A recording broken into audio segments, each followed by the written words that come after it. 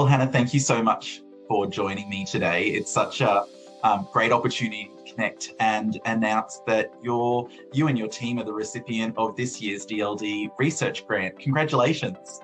Thank you so much. We're so excited and we're so pleased and very thankful for everybody who participated in last year's International Developmental Language Disorder Research Conference, because this is the outcome that we wanted, which was to establish the DLD research grant. But Hannah, perhaps can you tell us a little bit about your research plans? Yeah, absolutely. So our project is all about camouflaging in developmental language disorder. So camouflaging is when an individual engages in behaviours that covers up, disguise, or compensate for a person's neurodevelopmental differences. And camouflaging can mean that these differences go undetected by other people in the environment. So until now, camouflaging has really just been studied in autism, where it's sometimes called masking.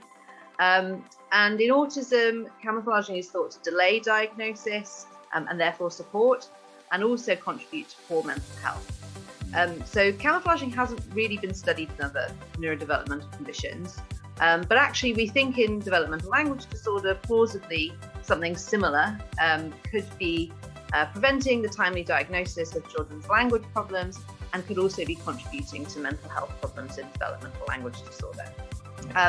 However, there's been no study of camouflaging in DLD with regard to young people's experiences of camouflaging.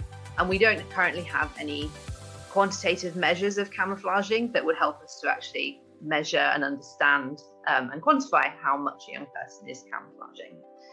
So we'll be doing all this via two projects. A set of qualitative interviews of 15 young people with developmental language disorder to understand their experiences of camouflaging. And we'll be doing a large online parent study with 100 parents of children with DLD and 100 parents of children without DLD in order to examine the occurrence of camouflaging behaviours in children with language needs. So Hannah, I'm really excited. I just think that there's so many questions that come out of what you're looking at. And I think that you're probably going to have more at the end after you've completed your project. But how do you feel that this research is going to help people around the world with developmental language disorder? So I'm really hopeful that it will. And I think actually I can see the potential for this research to impact individuals, clinicians and educators. So we think that this project will have implications for the detection and visibility of developmental language disorder, which is still obviously a huge challenge. So these projects will be investigating a potential mechanism that contributes to the underdiagnosis of DLD. So potentially camouflaging is meaning more children are being missed than they should be happening. So we think also the development of a measure of camouflaging could lead to better screening and detection of DLD in the future, and better awareness of the sort of hidden nature of developmental language disorder amongst teachers and other school professionals. Secondly, we think that understanding camouflaging in DLD could help support young people affected by DLD to have better mental health. So if we see the same pattern as we see in autism, it might be that we can say, oh, this child is at a greater risk of mental health problems because they're a high camouflager. And also understanding the perspectives of young people and their camouflaging could help professionals to kind of unpack with young people why they're camouflaging, how it's affecting them. At least in autism, we know that camouflaging is very exhausting. So I think it's important, if that's happening in DLD, that professionals understand what an impact camouflaging can have on a young person's mental health. And finally, we think that investigating camouflaging could be really helpful for speech-language therapists' clinical practice. So is a child camouflaging in their SLT sessions, in fact, and why, if they are, and how could camouflaging perhaps be impacting on teacher and parent perceptions of young people's needs? So it's possible that a child that's camouflaging a lot, their teacher might not think they actually have language problems. And what does that mean if a speech-language therapist is putting a plan in place to support that child? They might not actually get the buy-in that they're hoping for. So we think that there are implications to how speech-language therapists work with young people with DLD as well. Yeah. And I think that applicability is what really drew us to your project, and the fact that often already these children are going missed in so many different settings.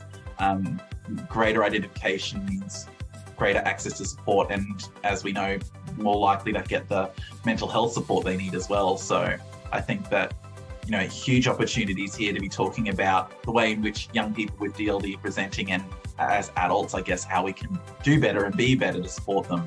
So awesome.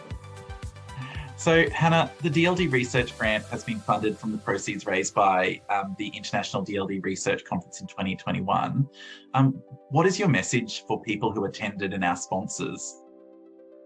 Oh, well, I just want to say a huge thank you. I was myself, I attended and virtually, and had a great time listening to all the talks, really enjoyed it. But yeah, this has really enabled me to pursue what I hope will be a really fruitful line of research. And it's so unusual still to see research funds specifically set aside for developmental language disorder work. So I was so excited just when the news came out that there was this opportunity to get a DLD related award, and I'm so grateful to have won it. So thank you very much. No, we're so thankful for you putting forward your proposal. There were so many great applications. It was a really challenging process in deciding, but we have every confidence that the work that you're planning when you return from your maternity leave, and congratulations on your recent arrival, who's joining us today so well, that we look forward to your return and to actually, start to find out more about what you're doing and those findings that you'll get at the end. So congratulations again, and thank you so much. Brilliant. Thank you so much.